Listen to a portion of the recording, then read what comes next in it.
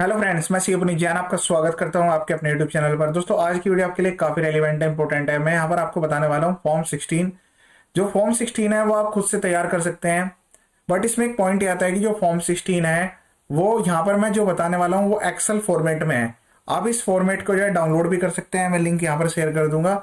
दूसरा एक चीज का ध्यान रखिएगा, जो ये फॉर्म 16 है, जब तक आप अपने एम्प्लॉयर से इसको सर्टिफाई नहीं करा लेते तब तक इसकी कोई वैल्यू नहीं है। तो ध्यान रखना है, फॉर्म 16 यहाँ पर मैं आपको बनाने का तरीका कंप्लीट बताऊंगा। बेटर है कि आप जो है कंपनी से रिसीव करें, जो कि ट्रेसिस की साइट से डाउनलोडेड होता है। बट काफी केस ऐसे हैं जहां पर मैनुअली वर्किंग की जाती है, तो उस केस में इस टाइप से आप फॉर्म 16 बना सकते हैं।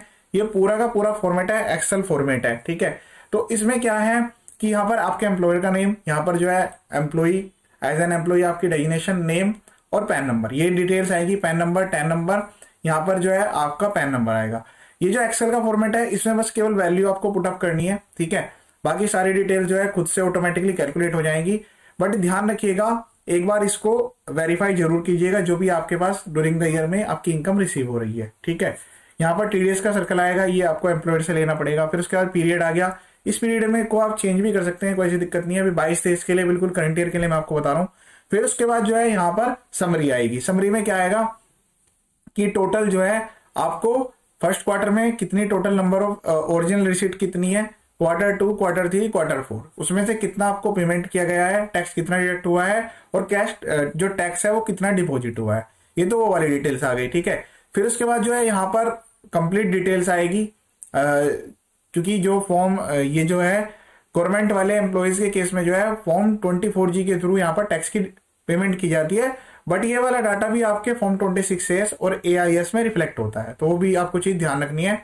यहाँ पर जो है टैक्स डिपॉजिट आएगा।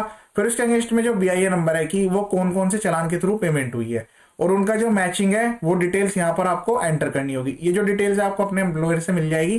फिर नेक्स्ट में आती है चालान की डिटेल्स, ठीक है, कि जो डिटेल्स है अगर मतलब इस वाले फॉर्म के थ्रू नहीं फाइल हुआ है तो फिर ये डिटेल्स आपको यहाँ पर एंटर करनी है। यहाँ पर कैसे एंटर करनी है कि मंथ वाइज आपका कितना टैक्स डिपॉजिट हुआ है।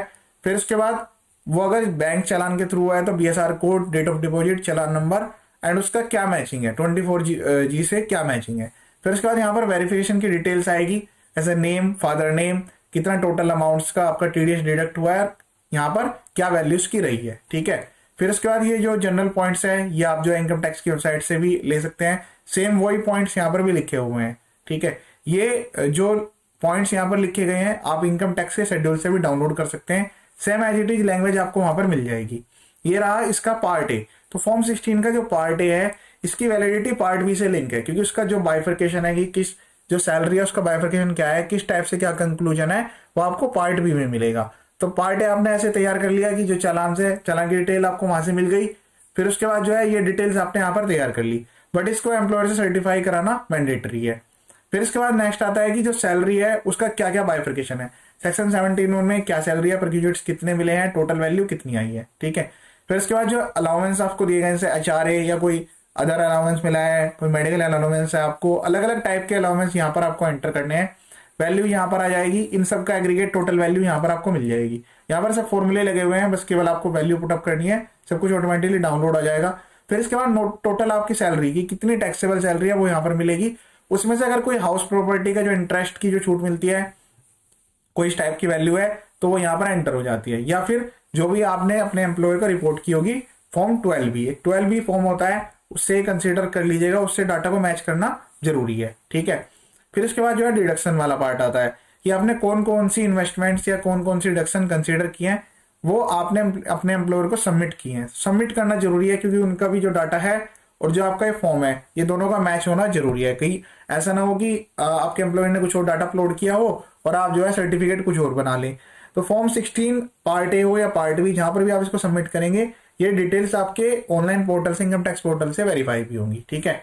तो यहाँ पर जो है टोटल कितनी वैल्यू एंटर हुई, उसमें से कितनी वैल्यू क्वालिफाई करते हैं, मतलब जैसे 1.5 लाख की छूट मिलती है किसी पर्टिकुलर सेक्शन में, तो टोटल 1.5 लाख की मिलेगी। तो अलग अलग सेक्शन वाइज यहाँ पर डिटेल्स बनी हुई है। फिर इसके बाद कोई अदर अगर डिडक्शन आप क्लेम कर रहे हैं वो आ गया। फिर उसके बाद यहाँ पर टोटल इनकम आ जाएगी आपकी टैक्स वाली, उसके ऊपर टोटल टैक्स कितना टैक्स लगाया, रिबेट आ जाएगी आपकी 87 में रिबेट मिलती है, टैक्स के परसेंटेज हिसाब से टैक्स कैलकुलेट हो जाएगा। फिर टैक्स कितना आपने पे किया है, कितना पेबल बन रहा था और कितना TDS आपका कटा हुआ है। तो यहाँ पर डिटेल आ जाएगी टैक्स पेबल की, रिफंडेबल की। तो यहाँ पर ध्यान रखिएगा, यहाँ पर रिफंडेबल आ जाए तो कोई दिक्कत नहीं है, अगर टैक्स पेबल आ रहा है तो इसका जो है आपके जो एम्प्लॉयर होंगे उनको नोटिस आएगा शॉर्ट डिडक्शन का। तो बहुत ही रेयर केस ऐसा होगा जहां पर ये टैक्स पेबल बनेगा, क्योंकि जितने भी एम्प्लॉयर्स हैं सब अपने एम्प्लॉय का पूरा डाटा कंसिडर करते हुए मार्च के अंडर में पूरा का पूरा डीडीएस डिडक्ट कर लेते हैं। तो अगर रिफंडेबल बनना है तो आप आईटीआर फाइल करके अपना रिफंड ले सकते हैं। एक पॉइंट और मैं यहाँ पर क्लियर कर दूं, फॉर्म 16 में जो आपको डाटा मिला है, ठीक है, जितनी इन्वेस्टमेंट आपने दी थी उतनी यहाँ पर कंसिडर हो गई है।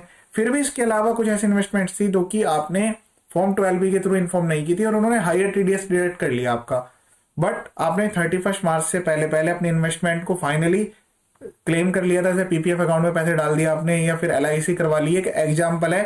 तो इस टाइप के जो इन्वेस्टमेंट आपने कर दी थी, कोई मेडिकल पॉलिसी ले ली, तो जब आप आईटीआर फाइल करेंगे तो उसमें आप वो क्लेम कर सकते हैं। मतलब ऐसा कोई मैंडेटरी नहीं है कि फॉर्म 16A और B का इनकम टैक्स रिटर्न से मैच होना जरूरी है, बट इसमें जो इतनी इनकम आपको दी गई है वो पूरी की पूरी आपको इनकम टैक्स रिटर्न में दिखाना जरूरी है।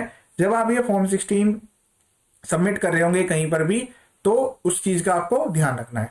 ये पूरा का पूरा एक्सेल फॉर्मेट है, मैं शेयर कर दूंगा, आप इसको डाउनलोड कर पाएंगे लिंक से। इसी टाइप के काफी सारे वीडियोस चैनल पर अवेलेबल हैं, आप यूट्यूब पर सर्च करेंगे सी अपनी जैन के नाम से चैनल आपको मिल जाएगा। वहां पर हर टाइप के वीडियोज आपको मिलेंगे, इनकम टैक्स और जीएसटी के basic updates, filing process, registration process, सब कुछ यहाँ पर मिलेगा। प्लेलिस्ट में जाकर आप स्पेसिफिक वीडियो भी देख सकते हैं, आपको 100% नॉलेज मिलेगी। ये वीडियो देखने के लिए थैंक यू सो मच।